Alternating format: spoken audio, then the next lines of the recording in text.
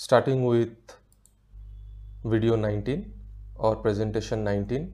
So today's topic is regarding stopping and parking. This is the subject of demand by many, and because there has been a lot of confusion around where to stop, where I can, which are the where are the locations where I can unload or load. So there are many confusion. Even I also faced the same confusion while I was studying. So I have collected all the information and summarized it. I hope everyone likes it. As I already mentioned that I am not a traffic expert, but I wish to help all the viewers to get through the exam in one go, and also further for the experienced people who have forgotten the theories and who have little bit of confusion on certain topics. These presentations will also help them.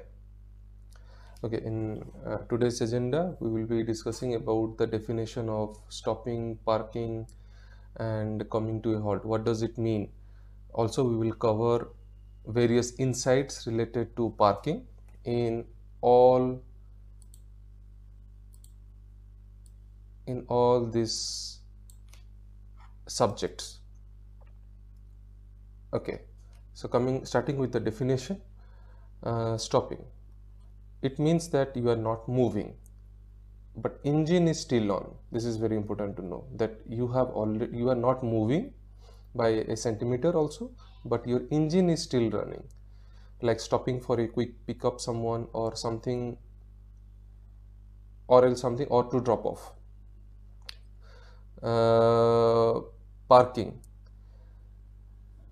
Parking means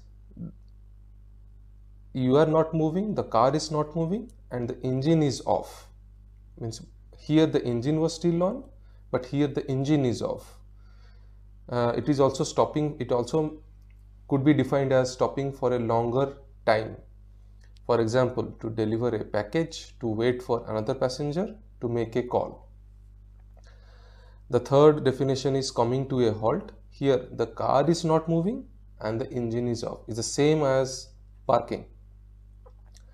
Double parking. Parking along the side of the car, means occupying much of a road space, is called double parking. This is like a definition which I came across while going through the resources, so I thought to mention it here. Moving forward. So what are the underlying insights during parking within and outside the built-up area? So for within the built-up area, if the car is not hindering the moving vehicles, then it is allowed to park on the non-priority road. This is very important to know. It is allowed to park on the non-priority road.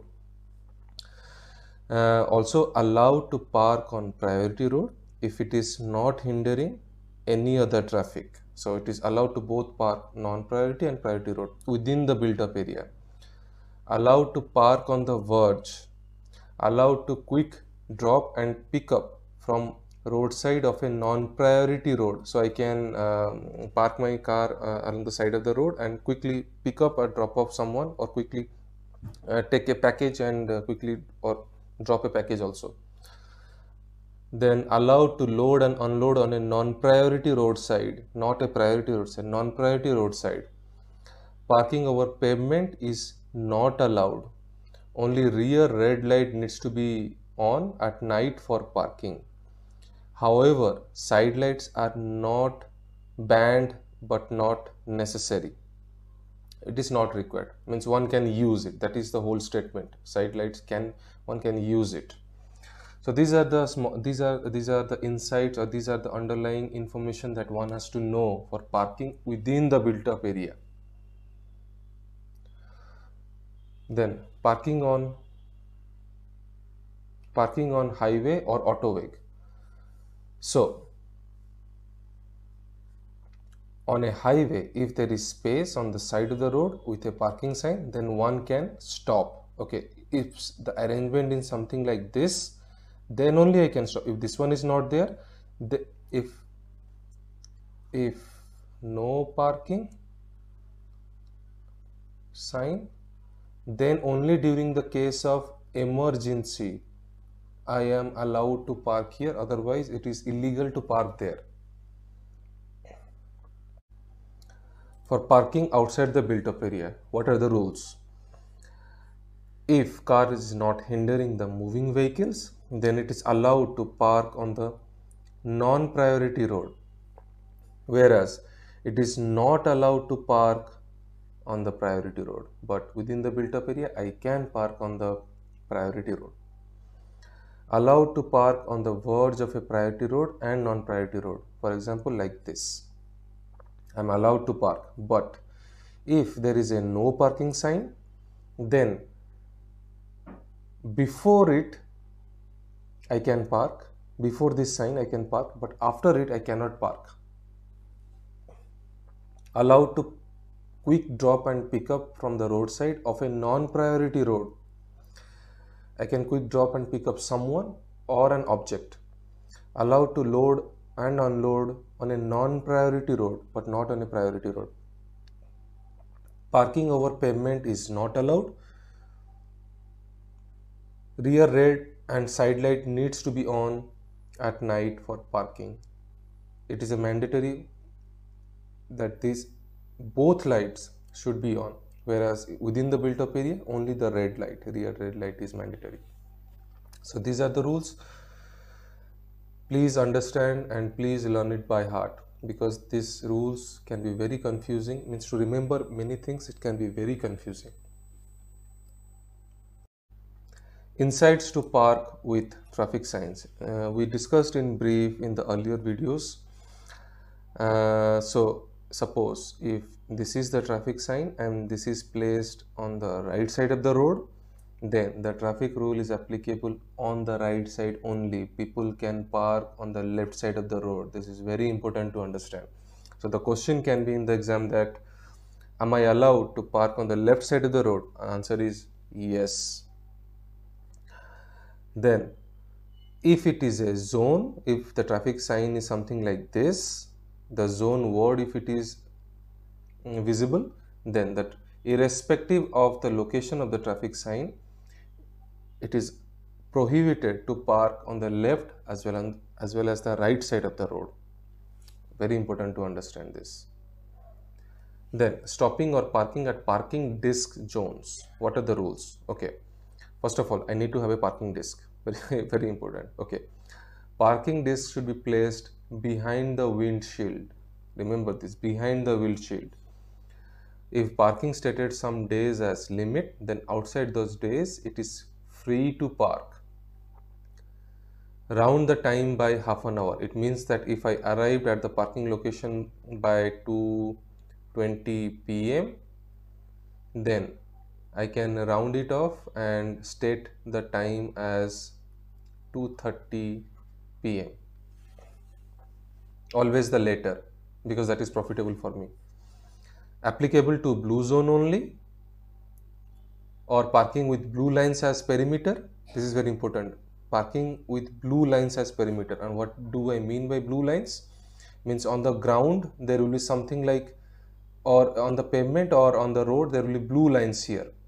I don't have any picture to show, but remember the blue lines, the blue markings. I can drop and pick someone, no need of parking disc. I can load and unload without disc. Stopping and parking at ERF zone. Here, if I drove my car inside the ERF zone, then I am allowed to park at designated parking zones only. It is illegal to park elsewhere. I can, in the ERF zone, I can quickly stop, pick and drop someone along the side of the road at any location. But I am prohibited to load or unload at any location, but except at the designated location, this action should be done. Very important. So all the rules can be very confusing. So please, I have segregated it, try to make it concise and precise. So please learn it well. That is my only suggestion. Okay, stopping and parking at other parking spaces, means at other locations, at parking spaces reserved for handicapped people, I am not allowed to park. If it is reserved for handicapped people only, then I am not allowed to park here. I can let in and out quickly at this location, at handicapped location, but I cannot park there. I cannot use it for loading and unloading. Remember this. Okay, if on the roadside, if this is available, non-continuous line, non-continuous yellow line, then it is not allowed to park here, but allowed to pick and drop someone, not allowed to load or unload, cannot stop to make a call. Here if this is available on the roadside, then I am only allowed to pick and drop someone. I cannot park here, but allowed to for a quick stop to drop and pick up someone. Let me write it. Quick stop here, allowed. But if there is a continuous yellow marking curve, then I'm not allowed to park, I'm not allowed to stop, no stopping.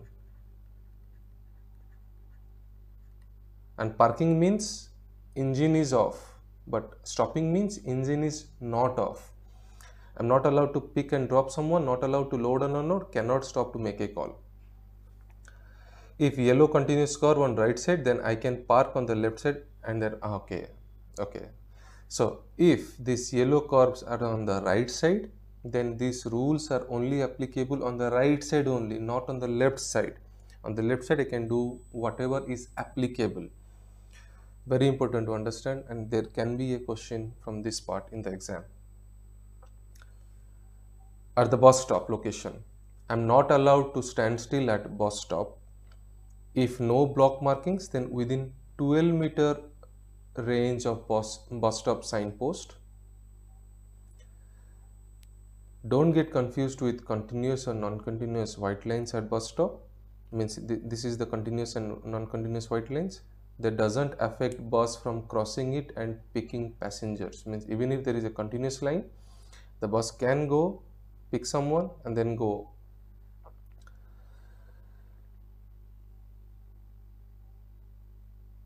Okay, at bus stop, one can quickly drop and pick someone but cannot unload or load or stop for a call.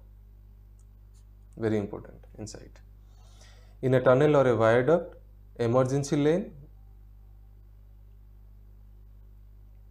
5 meter of both sides of the zebra crossing, I cannot stop or park. Means in the tunnel or at the emergency lane, or 5 meter of both sides of zebra crossing, I cannot stop or park. So these are the some important rules. This bus stop question has appeared in many test series. So just remember that it is not allowed to stand still at bus stop, and within the 12-meter range of the bus stop, I am not allowed to stand still. Even if there is no bus infrastructure, if there is only like a bus sign board where the timings are mentioned, then also within 12-meter range I am not allowed to stop there, but I am only allowed to quick drop and pick up someone. That's it.